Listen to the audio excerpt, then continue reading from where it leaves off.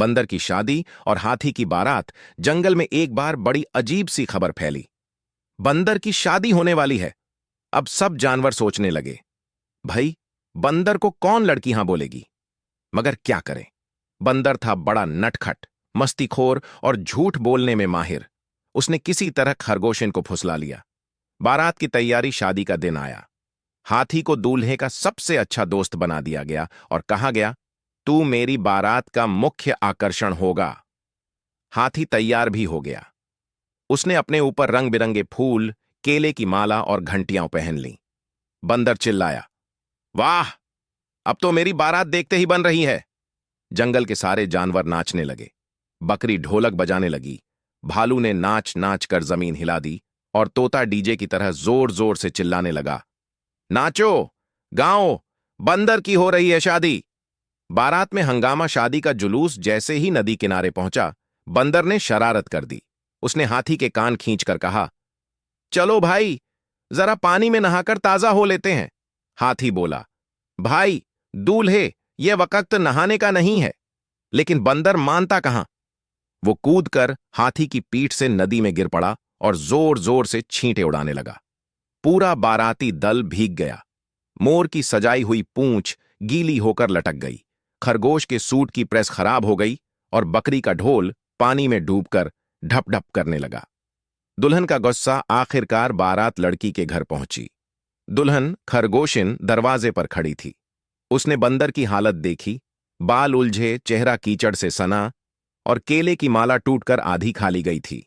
खरगोशिन ने गुस्से में कहा, ये क्या हाल बना रखा है, तुम दूल्हे हो या जंगल का मसखरा। बंदर बोला, अरे जानम, यही है मेरा स्टाइल। शादी का क्लाइमैक्स। फिर जैसे ही पंडित तोता ने शादी शुरू की, बंदर झूम झूम कर नाचने लगा। उसने मंडप की बांस की खंभे पर चढ़कर उल्टा लटकना शुरू कर दिया। सारे जानवर हंसते हंसते लोटपोट हो गए। मगर खरगोशिन गुस्से से बोली, अगर तुम ऐसे ही करतब दिखाते रहे तो मैं शादी कैंसिल कर दूंगी। ये सुनते ही बंदर डर गया। उसने हाथ जोड़कर कहा, ठीक है, अब मैं शरीफ दूल्हा बनूंगा। आखिरकार शादी हो गई। सबने मिलकर खूब भोज किया। हाथी को पूरे 50 केले मिले, भालू ने शहद की पूरी हांडी अकेले चट कर दी और तोता शादी के गाने गाता रहा। बंदर की बारात आई रे, जंगल में खुशियां छाई रे। मजेदार अंत। लेकिन असली मजा तो तब आया जब सुहागरात के समय खरगोशिन ने कहा, अब थोड़ा आराम करो। बंदर बोला, अरे नहीं, आराम करने का टाइम कहां, चलो पहले छत पर कूद कूद कर बंदरिया स्टाइल में डांस करते हैं। खरगोशिन ने तकिया उठाकर मारा, सो जाओ वरना अभी घर वापसी कर दूंगी। और इसी धमकी के डर से बंदर पहली बार शांत होकर खर्राटे मारते हुए सो गया। पूरा जंगल हंसते हंसते पागल हो गया। जंगल में एक बहुत बड़ा हाथी रहता था। उसका नाम था गजाधर। गजाधर बहुत ताकतवर था, लेकिन उतना ही आलसी भी। वहीं पास में एक बंदर रहता था जिसका नाम था मटुकनाथ। वह छोटा सा था मगर बहुत चालाक और शरारती। गजाधर सुबह से शाम तक बस यही सोचता रहता था, काश कोई मुझे केले, गन्ने और आम लाकर खिला दे, मैं उठकर मेहनत क्यों करूं। वहीं मटुकनाथ दिन भर पेड़ से पेड़ झूलकर तरह तरह की चीजें खाता और सबको हंसाता रहता।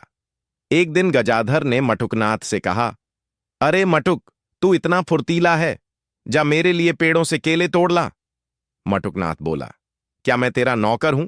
चल, तू पहले मुझे अपनी पीठ पर बिठाकर झूला खिलाना सीख, फिर मैं तेरे लिए केले लाऊंगा। गजाधर मान गया। मटुकनाथ उसकी पीठ पर चढ़ गया और जोर जोर से चिल्लाने लगा, एक गजाधर एक्सप्रेस चल पड़ी, टिकट कटाओ सब यात्री। जंगल के सारे जानवर हंसने लगे। गजाधर को थोड़ी शर्म आई, लेकिन उसने सोचा, केले तो मिले। मटुकनाथ पेड़ पर चढ़ा और पके केले तोड़ने लगा। उसने गजाधर को 2 केले दिए और खुद 10 खा गया। गजाधर ने पूछा, इतने सारे केले तूने अकेले क्यों खा लिए? मटुकनाथ बोला, अरे मैं छोटा हूं, मुझे ज्यादा ताकत चाहिए। तू तो बड़ा है, तुझे ज्यादा खाने की जरूरत नहीं। गजाधर मन ही मन सोचने लगा, ये बंदर बड़ा धूर्त है, पर कर भी क्या सकता हूं। अगर नाराज हुआ तो फिर कभी केले नहीं देगा। एक बार जंगल में मेला लगा। वहां झूले, खिलौने और खाने पीने की चीजें थीं। मटुकनाथ ने गजाधर को भी चलने के लिए मनाया। मेले में गजाधर ने जरा सा हलवा देखा और पूरा मटका सूंड में डालकर पी गया। हलवा वाला जोर से चिल्लाया, अरे मेरा सारा हलवा किसने खा लिया? मटुकनाथ बोला, अरे भैया गुस्सा मत करो, ये हाथी तो डाइटिंग पर है, बस छकने आया था। सारे लोग हंस पड़े और हलवा वाला भी हंसते हंसते रह गया। एक दिन गजाधर नहाने के लिए नदी में गया। मटुकनाथ भी उसकी पीठ पर बैठ गया। गजाधर जब पानी में गया तो मटुकनाथ जोर से चिल्लाया, देखो देखो, सबसे बड़ा डुबकी मास्टर आया। गजाधर डुबकी लगाता और पानी छपछपाता।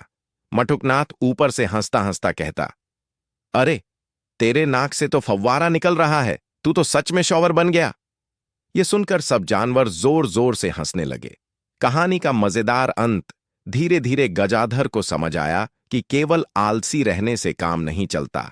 मटुकनाथ ने भले ही उसे हंसी मजाक में बहुत बेवकूफ बनाया, लेकिन उससे उसने यह सीख लिया कि मेहनत किए बिना पेट नहीं भरता। अब गजाधर खुद पेड़ से केले तोड़कर खाने लगा और मटुकनाथ, वह तो अब भी शरारती था, पर अब गजाधर को बेवकूफ नहीं बना पाता।